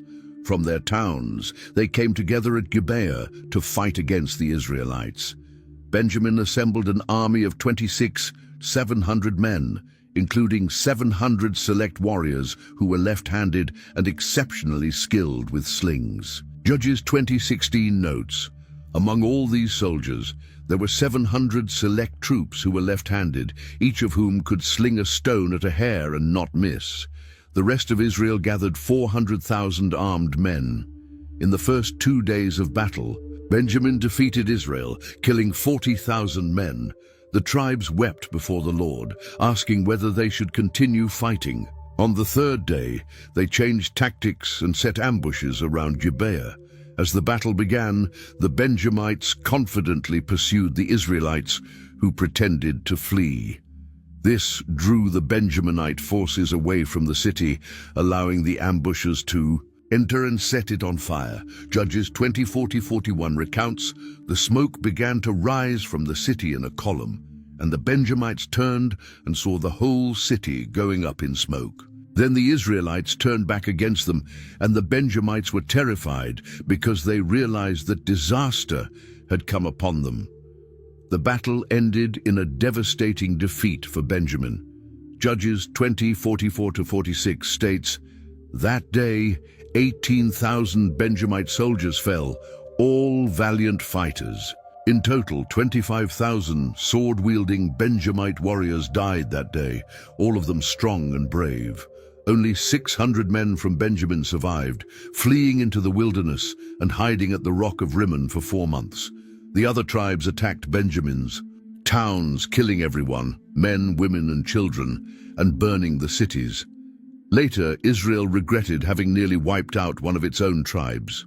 Judges 21:3 records, "They said, 'Lord God of Israel, why has this happened to Israel? Why should one tribe be missing from Israel today?' They faced a dilemma. They had sworn not to give their daughters in marriage to the Benjamites, but now wanted to preserve the tribe.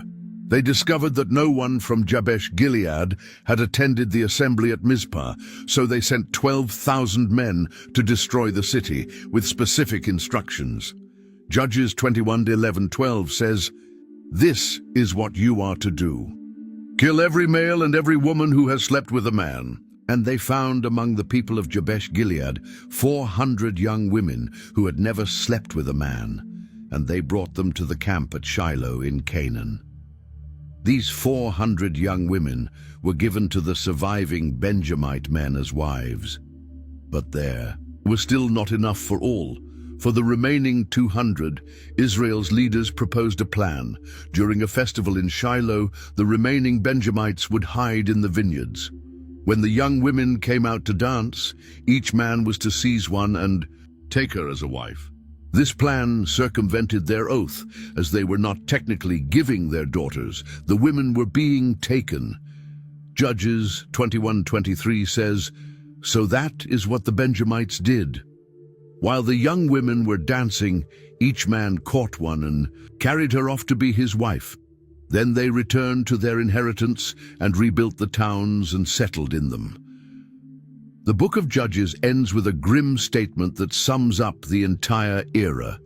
Judges 21:25 declares, "In those days there was no king. In Israel, everyone did what was right in his own eyes." This final verse highlights the central issue of the time. The absence of centralized leadership and the rejection of God's moral standards led to a cycle of apostasy, oppression, and violence. The book ends by setting the stage for the monarchy to come, beginning with King Saul and reaching its peak under King David. The book of Judges contains important theological lessons that go beyond its historical context. The first and most obvious one is about the consequences of disobedience and unfaithfulness to God. Time and again, the people of Israel turned away from the Lord to follow the gods of the surrounding nations, and time and again they suffered the consequences. Judges 2:11-13 establishes this pattern. Then the Israelites did what was evil in the sight of the Lord and served the Baals. They abandoned the Lord, the God of their ancestors, who had brought them out of the land of Egypt. They followed other gods from among the gods of the peoples around them and bowed down to them. They provoked the Lord to anger. They abandoned the Lord and served Baal and the Ashtoreths. Israel's idolatry wasn't just about misguided religious practices. It was a betrayal of their covenant with God, comparable to adultery. The prophets would later use this same image to describe the relationship between God and Israel. God as the faithful husband and Israel as the unfaithful wife. Still, another key theological message from the book is God's patience and faithfulness. In the face of Israel's rebellion, every time Israel cried out in suffering, God heard them and raised up a deliverer. Judges 2:18 says, "Whenever the Lord raised up judges for them, he was with the judge and saved them from the hands of their enemies throughout the lifetime of the judge. For the Lord had compassion on them as they groaned under those who oppressed and afflicted them." God never completely abandoned his people, even when they abandoned him. His mercy and compassion always outweighed his anger, giving Israel another chance. And so we come to the end of our journey through the book of Judges. We've seen how God used imperfect people to rescue his people whenever they cried out for help. We learned about great judges like Deborah, Gideon, and Samson, and we witnessed how Israel kept falling into a cycle of disobedience followed by suffering. The book of Judges still has a lot to teach us today. It shows us that God is faithful even when we're not, and that he can use anyone to fulfill his purposes despite our flaws and weaknesses. If this story touched your heart and you'd like to keep learning more about Bible stories, don't forget to subscribe to the channel. Just click the subscribe button below. When you subscribe, you won't miss any new videos, and you help us keep making this kind of content. You can also help others discover these amazing stories by sharing this video with your friends and family. Just click the share button and choose how you want to send it, on WhatsApp, Facebook, or any other social network. Is there a specific Bible story you'd like to see in our next video? Let us know in the comments below. I read every comment and love hearing your thoughts. Thanks for watching all the way through. May God bless you and your family, and I'll see you in the next video.